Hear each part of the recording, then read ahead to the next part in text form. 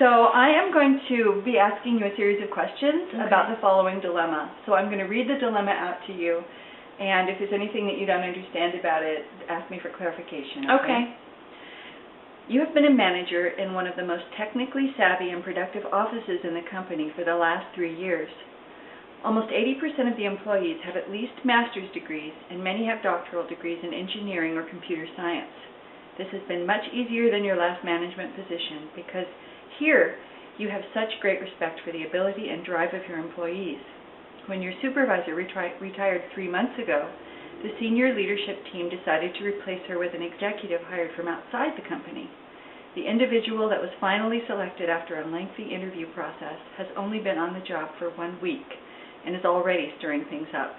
After his first walkthrough of the spaces, essentially a large cubicle farm, he announced that he was going to redesign the space and open things up to encourage greater collaboration and exchange of ideas among members of the group.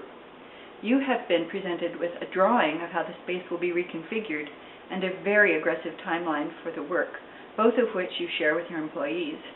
This normally quiet, reserved group is visibly outraged. How can they be expected to do highly technical work without the quiet and privacy of their cubicles? What's wrong with using a conference room when collaboration is called for? They are looking to you to stand up for them. Do you understand the basic dilemma there? Yeah. Okay, great. Okay, so what I want to know first is what you think are the most important things to consider in this situation. And I'd just like you to list those things and then explain why each one of them is important. Okay. The important things to consider are the satisfaction of your employees, Okay.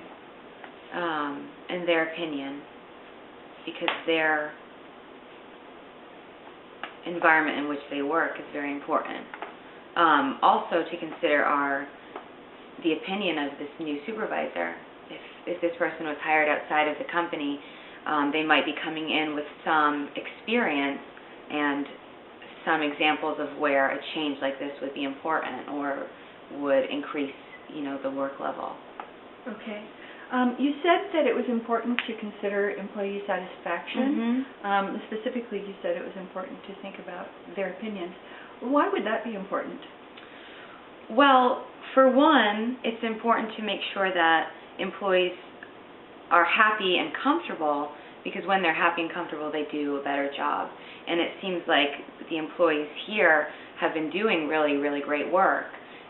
So if they believe that the level of their work is due to their environment, it's important to keep them satisfied with their environment to keep their work level up. Okay. And why is it important to keep that work level up? Well, I think that if employees become dissatisfied and their work suffers due to it, then the company at large is going to suffer as well. Okay. You also said that it was important to take into account the knowledge, the possible new knowledge of the supervisor. Can you tell me more about what that means to you and why that's important? I think sometimes people are hired and they come from different situations, and they may have worked in a scenario like this before, where they went in and they said, good change would be to change the environment. And with that, they saw the results really boosted employee satisfaction, or they're working at higher levels. So maybe this person does have experience where this change was really beneficial. So it would be important to consider that as well. Okay. And how would you, what would you do with information like that in your decision-making process? Well, I think one important thing would be to present it to the employees and to say, if this person did have a scenario in which this was a really positive experience, explaining that to them might be really good, so they can see how, at first they might be hesitant, but it would be for the best for everyone in the long run. Okay, well that might help us lead into the next question. So you talked about two main considerations, one of them being the employee perspective, the other being the perspective of the supervisor. Is one of these more important than the other, and if so, why would that consideration be more important? I think that the perspective of the employees is most important, especially because in this company they're highly educated, they're very motivated, and they're doing really good work. So it's not like a supervisor was hired because the employees are faltering. A supervisor was brought in, but these employees are doing really, really well. So I think it's really important to honor that, and to honor that these people are smart and they know the environment in which they need to work at their best. Okay, thank you. So what do you think would be the appropriate response for the manager in the middle in this situation? I think it would be a tough situation, but I think having a space where everyone could give their opinion, maybe a meeting, where everyone could raise concerns and talk about it openly, and maybe different forums for that, like maybe written, maybe people could write, sort of their opinions and talk about them, and then take into account all of that before making a decision. So you'd start the process with having people, but having communication happen. Absolutely. And I think the supervisor also communicating why, their reason for thinking that this change would be so beneficial. It would be really important to have both of those sides sit down and communicate with each other. And why would that be important to open up communication in that way? Well, for employees, for one, I think that feeling heard is really important, and feeling like their opinion matters and that they are capable of making decisions about how they work best. I think it's really important. I think that keeps employee satisfaction up if you really give them a voice, in their own work environment. Okay. And then can you describe another reasonable approach to solving this problem? Another reasonable approach would be to side with the supervisor and say, this supervisor comes with outside experience that, the company was looking for that, and the reason that we hired this person is because they're bringing in experience from elsewhere that we think would be really useful. So I think it would, on some level, be reasonable to side with the supervisor and make those changes. And how does that approach compare to your previous approach?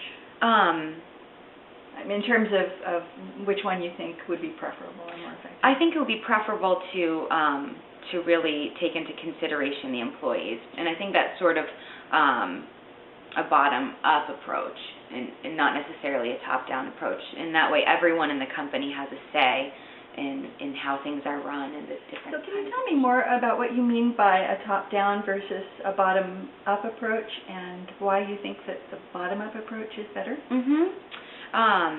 I think that a top-down approach would be to side with the supervisor who came in with this outside experience, and to say the supervisor has this experience, they know best, and decisions would be made by them and filtered down to affect the employees. A bottom-up approach, which I think would be more beneficial in this situation, would be, to take the opinions of all the employees and give them voice and say they have a say in how their office is run, the environment in which they work, and to let them make decisions and let that filter up, and really give them the voice. And okay, I still don't really completely understand why that would be better. I think that it would increase employee satisfaction. I think employees are more invested in companies in which they think that they have a voice and they have a say, and it keeps them invested, and it keeps them feeling satisfied in knowing that if they have a concern or a problem, they can talk about it and bring it to their higher ups and have that that voice be heard. Okay, thank you. Okay, and then so finally, I would like to ask you about your decision-making process. Mm-hmm. What process would you recommend for deciding how to respond to situations like this one? So I don't mean, this situation in particular necessarily, mm-hmm. but is there a process that you would recommend for people if they're going to approach a problem of this kind? Mm-hmm.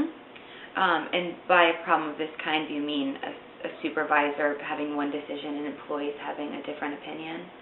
Possibly that, or a conflict in the workplace like that where you have to figure out how to, which perspectives to take into account, that kind of thing. Well, I think the most important thing is to get the perspectives and be very clear on them, and have everyone have a say in their opinion and their reasoning behind that. And I think one good way to do that is actually a meeting, where people can all communicate together. I also think that there should be other avenues to give opinions. Some people don't really do well in meeting formats, so maybe like a chance to write, have written opinion handed in, and have that all be, really considered, and to make a decision that way. Okay. And would there be any other steps in the process aside from that initial decision making, or that initial information gathering? Information gathering and communication sharing, and then decision making. And then decision making following. I mean, I think it would also be beneficial to look into other scenarios that are similar, maybe in different companies or different places that these kind of situations have occurred, and see how that might benefit the decision making as well. So do you think we should recommend to people that they have a bird on their shoulder when they interview? Absolutely. Always.